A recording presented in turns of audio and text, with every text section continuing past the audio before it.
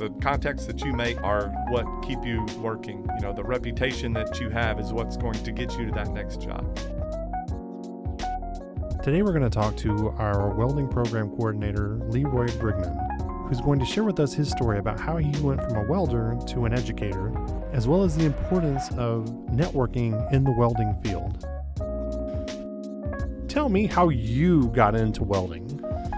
So I started welding in 2004. I was working for a diesel mechanic. I went to school to be an automotive technician. I got an associate degree in automotive technology, and I met a guy there that was oil-filled diesel technician. So I switched to night classes so I could work for him. One of the jobs I did with him, we went and repaired a forklift at a local welding shop, and through some family friends, I knew the guy that ran the shop. Me and him got to talking. He said, well, if you ever get tired of working for free, I'm looking for welders. Come in, and I've heard you know how to weld, which I could stick two pieces of metal together, but as we found out when I busted the test, I was not a welder. So 2 weeks later, he offered me a job as a helper, started me at $8.50 an hour as a helper. Within 6 months, I was in my own bay, building my own trailers. I worked there for 8 years. So that was kind of my journey. You know, started in on-the-job training. From there, you know, starting as a helper, I went from being the lowest paid guy in the shop to one of the highest paid welders in the shop. I did all their aluminum repair, all their new aluminum work, rolled their vessels. And then when I left there, I bought a truck, rigged it out, started my own business, chasing drilling rigs. I did some oil field construction for about a year and a half. And which region was this? Like, where were you at doing that? West Texas. Okay. So I grew up right outside of all kinds of Abilene. oil rigs out there. So Yeah, right in the middle of the oil belt. So there's everybody there is a rig welder. So I had a lot of friends that did it, kind of talked me into it. I'd helped a couple of them rig out before, and they all kind of encouraged me to do the same. And one of my friends that I went to high school with was working for a drilling company. He's like, hey, man, you rig a truck out, I can get you on out here. We've got a lot of work. And so that was my first contract, was working for a big drilling company there in Abilene. I worked there for about a year, solid, and then got laid off and kind of did some odd and end stuff. And right after that, I went to Odessa to work in a gas plant, new construction, and that's where it all kind of went crazy. Yeah. My daughter was born in May of 2012, started working for the drilling company. So by the time she was about a year old, that had ended. We started traveling. We bought a travel trailer. My wife was a stay-at-home mom, so her and my daughter traveled with me. So just kind of all over, Oklahoma for a little while. I was like, you know what, we're never home. I'm tired of working in West Texas, Southeast New Mexico. If we're going to be gone, let's go. When I was on that first job in Odessa, we were staying in an RV park in Gardendale, Texas, and I actually met a guy in that RV park. He was our neighbor. His name was Jeffrey Stewart. He was one of the instructors that brought his team down for the competition we just had. So we were neighbors for about 3 months in the RV park, and we became pretty good friends. You know, Jeff had a lot of experience and a lot of contacts. He was actually running some work for planes in that area. I ended up getting laid off, and Jeff asked me, hey, well, where are y'all going next? And I was like, man, I don't have a clue. I expected to be here till February. You know, here it is November. I'm getting laid off. And Jeff gave me 30 phone numbers, something like that.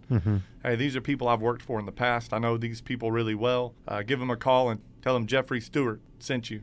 Those contacts are what helped me continue my career. Those are the contacts that the next probably 4, 5, 6, 7 jobs I had were from those contacts. And that's actually what was able to keep me going. With that, one of those contacts that were working had a job in Colorado. We ended up selling our house. We bought a big fifth wheel, and we hit the road. So that summer we worked in Colorado, and then a job in Wyoming. We came home.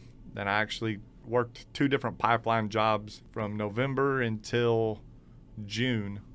I worked 2 pipeline jobs that were centered out of Abilene. So one of them was Sweetwater to Abilene, and then the next company had the spread that went from Granbury back to Abilene. So we got to work in our hometown. You know, my wife, we'd found out she was pregnant with our second kid. So we were actually staying in an RV park that was 5 miles from the house that we had sold the year before. So she was able to be home while she was pregnant and go to her normal doctor. And it all started with that one guy that was willing to help me out when I needed help, you know. And that's what this industry is all about. It's about passing the knowledge you have along to the next person. The contacts that you make are what keep you working. The reputation that you have is what's going to get you to that next job. It's about people that work well together. So how did you go from working in the field, traveling, working these projects to you're an educator now? Backing up to the very, very beginning when I was in high school, I'd felt like I was called into a ministry of some sort. Mm-hmm. I wasn't sure if it was youth ministry or being a pastor or something like that. Once I'd kind of got out and started working, that's why I went to school to be a mechanic. That way I could pay my way through, some type of Bible college. Well, I got into the real world and started making money, and then I was like, you know what? I don't know that I can afford to quit working to go back to school to do that. Or, it's like my plans seemed somehow better and that there wouldn't be a way provided, So that's always been in the back of my mind. Fast forward, we worked several jobs, all over. My oldest daughter was getting ready to start kindergarten. We were transients. You need something more stable then, huh? Needed something more stable. I came down to this area in October of 2016 for a 3-month job in Freeport. I did the 3-month job, got a call for a big, high-paying pipeline job in New Mexico, so we drug up, went back to Abilene to where our storage building was, went to switch everything out, and the job got canceled as soon as we got back to Abilene. About a week later, the job that I just quit called me and offered me a full-time maintenance job. I was like, this is back down in Freeport? This is in Freeport. Okay. At a chemical plant in Freeport for, it was RefChem was the contractor. So we came back, well, not really enough money, but it's better than no job, so let's go down there. So we come down here, still living in an RV park. We're kind of in a position where we couldn't do anything different, and somehow we were able to buy a house. Well, we bought a house, and 2 months later, Hurricane Harvey comes through, floods the house, and big, long story. That maintenance job made us local people, right? And we put our daughter in school here when she started kindergarten. So we put her in school in Angleton. She wanted to play soccer. We put her on a soccer team. So this is how I came to ACC, to answer your question. In other words, you started growing roots. Started growing roots, yeah. Networking, meeting people, right? Right.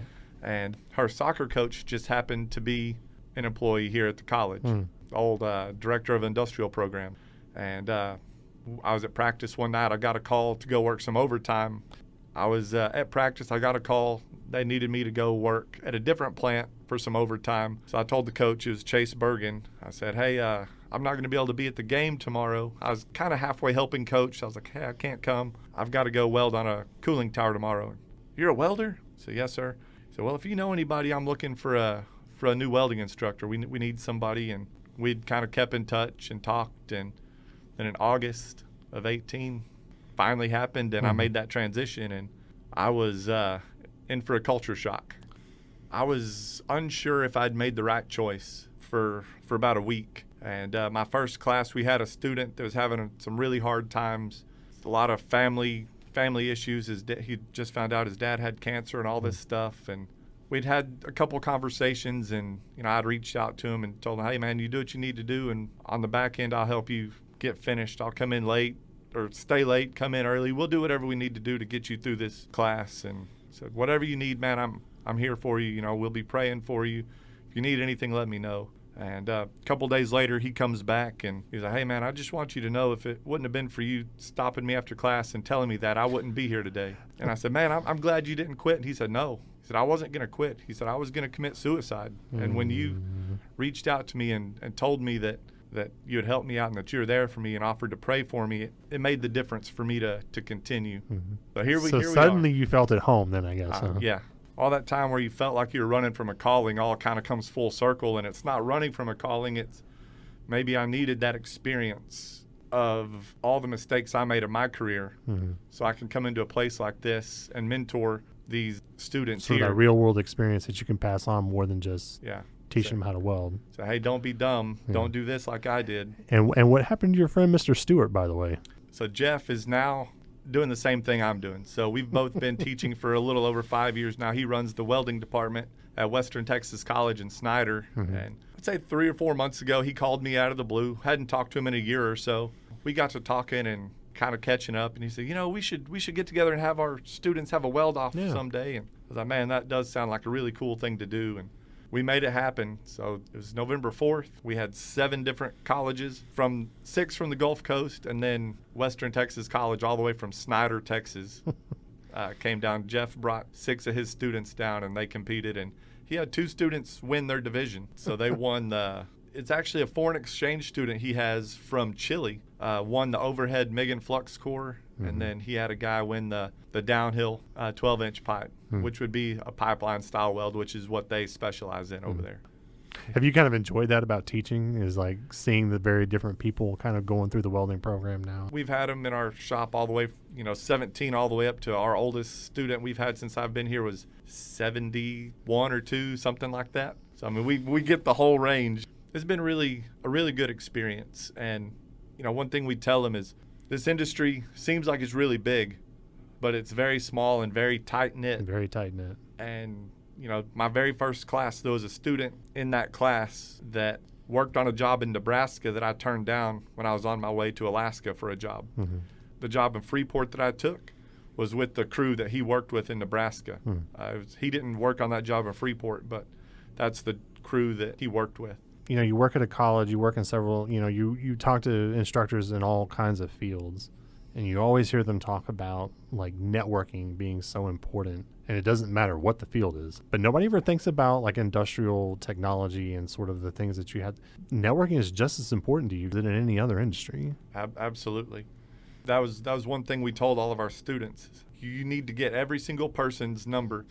You need to get the other instructors' numbers. You need to get every student's number. That way, when y'all graduate, you've already got a contact list built of people that are in the industry that can help you find a job. Do you have any parts of your like curriculum or your coursework where y'all discuss that a lot more than just, you telling them that, or no?